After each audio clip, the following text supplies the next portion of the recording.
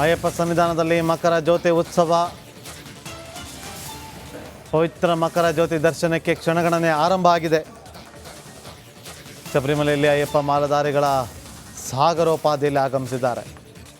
ಮಕರ ಜ್ಯೋತಿಯನ್ನು ನೋಡಲು ಶಬರಿಮಲೆಯ ಅಯ್ಯಪ್ಪ ಸ್ವಾಮಿ ದೇಗುಲದಿಂದ ನೇರ ದೃಶ್ಯಾವಳಿಯನ್ನು ನಿಮಗೆ ಈಗ ತೋರಿಸ್ತಾ ಇದ್ದೀವಿ.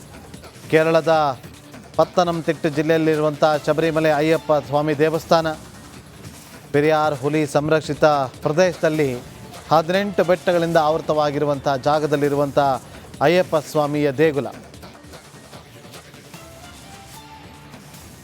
ಈ 1500 ವರ್ಷಗಳಿಂದ ಬ್ರಹ್ಮಚರ್ಯದ ನಿಯಮಗಳನ್ನು ಪಾಲನೆ ಮಾಡಿಕೊಂಡು ಬರಲಾಗ್ತಾ ಇರುವಂಥ ದೇಗುಲ. ಇಲ್ಲಿಗೆ 10 ರಿಂದ 50 ವರ್ಷದ ಒಳಗಿನ ಮಹಿಳೆಯರಿಗೆ ಪ್ರವೇಶ ಕೂಡ ಇರೋದಿಲ್ಲ. ಅದೇ ವಿಚಾರವಾಗಿ ಸಾಕಷ್ಟು ಚರ್ಚೆಗಳಾಗಿತ್ತು. ಮಹಿಷಾಸುರನ ಸಹೋದರಿ ಎಮ್ಮೆಯ ತಲೆ ಹೊಂದಿರುವಂಥ ಮಹಿಷಿಯನ್ನು ಅಯ್ಯಪ್ಪ ಇದೇ ಸ್ಥಳದಲ್ಲಿ ಕೊಂದಿದ್ದ ಅನ್ನೋದು ಕೂಡ ಪ್ರತೀತಿ ಇದೆ.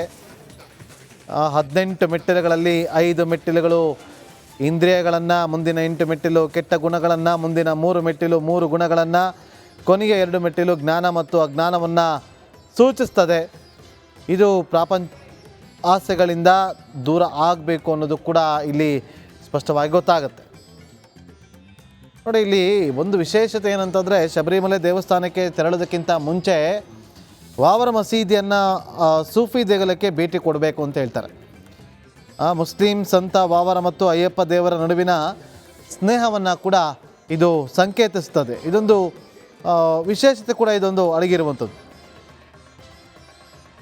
ನೀನು 6 ಗಂಟೆಗೆ ಅಲ್ಲಿ ದೇವಸ್ವಂ ಅಂದರೆ ರಾಜವಂಶಸ್ಥರು ಅವರ ಕುಟುಂಬಸ್ಥರು ಈಗ ಆ ವಜ್ರ ವೈಡೂರ್ಯಗಳನ್ನು ತರ್ತಾ ಇರುವಂಥ ದೃಶ್ಯವನ್ನು ಗಮನಿಸ್ತಾ ಇದ್ರಿ. ಈಗ ಮೆರವಣಿಗೆ ಆರಂಭ ಆಗಿದೆ. 5:30ಕ್ಕೆ ಮೆರವಣಿಗೆ ಆರಂಭ ಆಗಿದೆ. ಗುರುಗಳೇ ನೋಡಿ, ಈಗ ಅಲ್ಲಿ ಆ ಒಂದು ವಜ್ರ ವೈಡೂರ್ಯಗಳನ್ನು ಹೊತ್ತು ತರುವಂಥ ಒಂದು ಲೈವ್ ದೃಶ್ಯಾವಳಿಯನ್ನು ಗಮನಿಸ್ತಾ ಇದ್ದೀವಿ.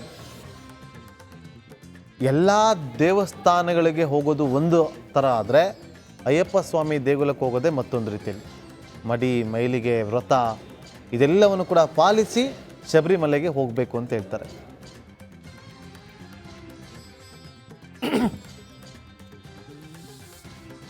ನಮ್ಮಲ್ಲಿ ಒಂದು ವಿಶಿಷ್ಟವಾದಂತಹ ಪ್ರಸಂಗವನ್ನು ಕಾಣಲಿಕ್ಕೆ ಸಾಧ್ಯ ಆಗ್ತಕ್ಕಂಥದ್ದು ನಮ್ಮ ಸನಾತನ ಹಿಂದೂ ಧರ್ಮದಲ್ಲಿ ಮಾತ್ರ. ಬೇರೆ ಪಂಗಡಗಳಿಗೆ, ಬೇರೆ ಧರ್ಮೀಯರಿಗೆ ಒಂದು ದೇವರು, ಒಂದೇ ಒಂದು ಮಾರ್ಗ, ಒಂದೇ ಉಪಾಸನೆ.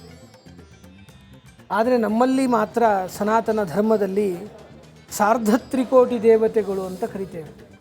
ಮುಕ್ಕೋಟಿ ದೇವತೆಗಳು, ಒಂದೊಂದು ಪ್ರಾಂತ, ಒಂದೊಂದು ಭಾಗ, ಒಂದೊಂದು ದೇಶ, ಒಂದೊಂದು ಕಾಲದಲ್ಲಿ ಅನ್ನೋ ಶಬ್ದಕ್ಕೆ ಅರ್ಥ ನಾವು ಇವಾಗ ಪ್ರತ್ಯಕ್ಷ ಕಾಣಬಹುದು. ಪ್ರಯಾಗರಾಜಕ್ಕೆ ಸಾಮಾನ್ಯ ದಿನಗಳಲ್ಲಿ ಹೋಗುವುದಕ್ಕೂ ಈ ಕಾಲದ ಕುಂಭಮೇಳದ ಕಾಲದಲ್ಲಿ ಹೋಗತಕ್ಕಂಥದ್ದಕ್ಕೂ ಇರತಕ್ಕಂತಹ ಮಹತ್ತರವಾದ ವ್ಯತ್ಯಾಸ. ಹಾಗೆ ಪ್ರತಿನಿತ್ಯದಲ್ಲಿಯೂ ಕೂಡ ನೀವು ಅಯ್ಯಪ್ಪನ ದರ್ಶನ ಪಡೆಯುವುದಕ್ಕೂ ಮಕರ ಸಂಕ್ರಮಣ ಕಾಲದಲ್ಲಿ ಆ ಒಂದು ಜ್ಯೋತಿಯ ದರ್ಶನದ ಮುಖಾಂತರವಾಗಿ ಪಡೆಯತಕ್ಕಂಥದ್ದಕ್ಕೂ ಒಂದು ವಿಶೇಷವಾದ ಸಂದರ್ಭವನ್ನು, ಆ ಕಾಲಕ್ಕೆ ಒಂದು ಪ್ರಾಧಾನ್ಯತೆಯನ್ನು ಹೇಳಿರ್ತಕ್ಕಂಥದ್ದು. ಹೀಗೆ 33 ಕೋಟಿ ಜನ ದೇವತೆಗಳನ್ನು ತತ್ತತ್ ದೇಶ ತತ್ತತ್ ಕಾಲದಲ್ಲಿ ಆಯಾ ದೇಶಗಳಲ್ಲಿ ಆಯಾ ದೇವತೆಯ ಒಂದು ವಿಶಿಷ್ಟತೆ ವೈಶಿಷ್ಟ್ಯತೆಯನ್ನು ಗುರುಗಳೇ ಬರ್ತೀನಿ ಗುರುಗಳೇ, ಮಾತಾಡಿಸ್ತೀನಿ. ಈಗ ಬ್ರೇಕ್ ಆದಮೇಲೆ ನೇರ ದೃಶ್ಯಾವಳಿ ನಿಮಗೆ ಇಡ್ತಾ ಹೋಗ್ತೀನಿ. ಅಯ್ಯಪ್ಪನ ಸನ್ನಿಧಿ ತಲುಪಿದ ತಿರುವಾಭರಣ ಪೆಟ್ಟಿಗೆ. ಗರ್ಭಗುಡಿಯೊಳಗೆ ಅಯ್ಯಪ್ಪ ಸ್ವಾಮಿಯ ಆಭರಣಗಳಿರುವಂಥ ಪೆಟ್ಟಿಗೆ ತಲುಪಿದೆ. ಆ ಆಭರಣಗಳನ್ನು ಅಯ್ಯಪ್ಪನಿಗೆ ತೊಡಿಸ್ತಾರೆ ಅರ್ಚಕರು. ನೋಡಿ, ಅಲ್ಲಿ ಮಂದಿರದ ಒಳಗಡೆ ಪ್ರವೇಶ ಮಾಡ್ತಾ ಇರುವಂಥ ಸಂದರ್ಭದ ದೃಶ್ಯವನ್ನು ಗಮನಿಸ್ತಾ ಇದ್ವಿ. ನಾವೆಲ್ಲ ಈ ಥರ ಕಥೆಗಳನ್ನು ಸಿನಿಮಾದಲ್ಲಿ ನೋಡಿ ತಿಳ್ಕೊಂಡಿದ್ದೀವಿ. ಯಾವ ಕಾರಣಕ್ಕೋಸ್ಕರ ಇವತ್ತು ವಜ್ರ ವೈಡೂರ್ಯದಿಂದ ಅಯ್ಯಪ್ಪ ಸ್ವಾಮಿಯನ್ನು ಅಲಂಕಾರ ಮಾಡ್ತಾರೆ ಅಂತಂದರೆ, ಪಟ್ಟಾಭಿಷೇಕದ ವಿಚಾರವಾಗಿ ರಾಜ ಕೇಳ್ತಾರೆ, ಪಟ್ಟಾಭಿಷೇಕ ಮಾಡಬೇಕು ಅಂದ್ಕೊಂಡಿದ್ದೀನಿ ಅಂತೇಳಿ. ಆಗ ಒಂದು ಬಾಣ ಬಿಟ್ಟು ಅಲ್ಲಿ ಮಂದಿರವನ್ನು ನಿರ್ಮಾಣ ಮಾಡಿ ಅಲ್ಲಿ ನನಗೆ ವರ್ಷಕ್ಕೆ ಇಂಥ ದಿನ ನನಗೆ ಮೈ ಮೇಲೆ ಆಭರಣಗಳನ್ನು ಹಾಕಿ ವಿಶೇಷವಾದಂಥ ಪೂಜೆಯನ್ನು ಮಾಡಿ ನನಗೆ ಆವತ್ತು ನೀವು ಪಟ್ಟಾಭಿಷೇಕದ ರೀತಿಯಲ್ಲಿ ನೀವು ಪೂಜಾ ಪುನಸ್ಕಾರಗಳನ್ನು ಮಾಡಿ ನಾನು ದರ್ಶನ ಕೊಡ್ತೀನಿ ಅಂತೇಳಿ. ಹಾಗಾಗಿ ಇವತ್ತು ಅಯ್ಯಪ್ಪ ಸ್ವಾಮಿಯ ಖುದ್ದು ದರ್ಶನವನ್ನು, ಅದು ಜ್ಯೋತಿ ರೂಪದಲ್ಲಿ ದರ್ಶನವನ್ನು ಕೊಡ್ತಾರೆ ಅನ್ನೋದು ಇಲ್ಲಿ ಭಕ್ತರ ನಂಬಿಕೆ. ಗುರುಗಳೇ, ಮೊದಲೇದಾಗಿ ಆಭರಣಗಳ ಬಗ್ಗೆ ನಾವು ಸ್ವಲ್ಪ ಸರಿಯಾಗಿ ಅರ್ಥ ಮಾಡಿಕೊಳ್ಬೇಕು. ಯಾವ ಯಾವ ಪದಾರ್ಥಗಳಲ್ಲಿ ದೇವರ ಸನ್ನಿಧಾನ ಇರ್ತದೆ ಅಂತ ನಾವು ನೋಡ್ತಾ ಬಂದಾಗ, ಭಗವಂತನಿಗೆ ಸಮರ್ಪಣೆ ಮಾಡಬಹುದಾದಂತಹ ವಿಶಿಷ್ಟವಾದಂತಹ ಆಭರಣಗಳು, ಪ್ರಾಚೀನವಾಗಿ ಬಂದಿರತಕ್ಕಂತಹ ಆಭರಣಗಳಲ್ಲಿಯೂ ಕೂಡ ಭಗವಂತನ ಸನ್ನಿಧಾನ ವಿಶೇಷವಾಗಿ ಇರ್ತದೆ ಎಂಬುದಾಗಿ ಶಾಸ್ತ್ರದ ಒಂದು ಕ್ರಮ. ಪ್ರತಿಯೊಂದಕ್ಕೂ ಕೂಡ ನಮ್ಮಲ್ಲಿ ಹೇಳ್ತಾ ಹೋಗ್ತಾರೆ, ದೇಶ ಕಾಲಗಳನ್ನು ಬಹಳ ಅತ್ಯಂತ ನಿಖರವಾಗಿ ಸೂಚನೆ ಮಾಡ್ತಾ ಹೋಗ್ತಾರೆ. ಯಾವ ಸಂದರ್ಭದಲ್ಲಿ ಜ್ಯೋತಿ ರೂಪದಲ್ಲಿ ಭಗವಂತನನ್ನು ನೋಡಲಿಕ್ಕೆ ಭಕ್ತರು ಅವರ ಒಂದು ವಿಶೇಷವಾದಂಥ ನಂಬಿಕೆಯಿಂದ ಕಾಯ್ತಾ ಇರ್ತಾರೋ, ಅದರ ಪೂರ್ವದ ಯಾವ ಸಮಯದಲ್ಲಿ ಭಗವಂತನಿಗೆ ಆಯಾ ಆಭರಣಗಳನ್ನು ಸಮರ್ಪಣೆ ಮಾಡಬೇಕು, ಪ್ರಾಚೀನವಾದಂತಹ ಆಭರಣಗಳನ್ನು, ಆ ಆಭರಣಗಳಲ್ಲಿ ಭಗವಂತನ ಸನ್ನಿಧಾನ ಇರ್ತದೆ. ಅದಕ್ಕೆ ಯಾವ ವಿಧವಾದಂತಹ ಗೌರವ ರಾಜೋಪಚಾರಗಳನ್ನು ಮಾಡಿ ಆ ಆಭರಣಗಳನ್ನು ದೇವಸ್ಥಾನಕ್ಕೆ ವಿಶೇಷವಾಗಿ ಬರಮಾಡಿಕೊಳ್ಳಬೇಕು ಅಂತಕ್ಕಂಥದ್ದನ್ನು ಕೂಡ ನೀವು ಕುಳಿತಲ್ಲಿಂದಲೇ ಎಲ್ಲ ಭಕ್ತರಿಗೆ ಅನುಕೂಲಕ್ಕಾಗಿ ತೋರಿಸ್ತಾ ಇದ್ದೀರಿ.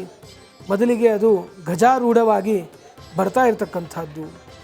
ದೇವರಿಗೆ ಉತ್ಸವ ಮಾಡುವುದು ಒಂದು ರೀತಿಯಲ್ಲಿ, ಆದರೆ ದೇವರಿಗೆ ತೊಡಿಸುವ ಆಭರಣಗಳಿಗೆ ಮಾಡುವ ಉತ್ಸವಗಳು ಕೂಡ ಮಹಾಪುಣ್ಯಪ್ರದ ಅಂತ ಶಾಸ್ತ್ರ ತಿಳಿಸಿದೆ. ಪ್ರಾಚೀನ ಕಾಲದಿಂದ ಬಂದಿರತಕ್ಕಂತಹ ಗುರುಗಳ ಅದ್ರ ಬಗ್ಗೆ ಮಾತಾಡ್ತಾ ಹೋಗೋಣ. ಒಂದು ಬ್ರೇಕ್ನ ಟೈಮ್ ಬಂದಿದೆ, ಬ್ರೇಕ್ ಆದಮೇಲೆ ಮತ್ತೆ ಅದ್ರ ಬಗ್ಗೆ ಮಾತಾಡ್ತಾ ಹೋಗೋಣ.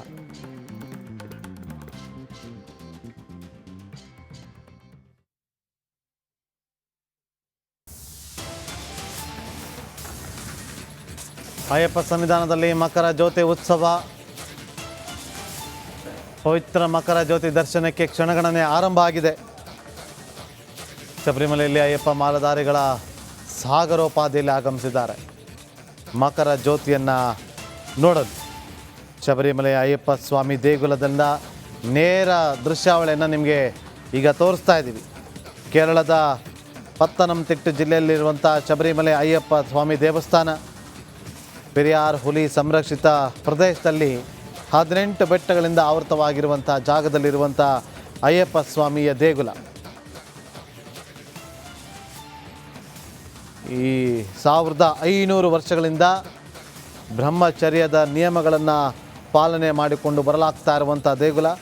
ಇಲ್ಲಿಗೆ 10 ರಿಂದ 50 ವರ್ಷದ ಒಳಗಿನ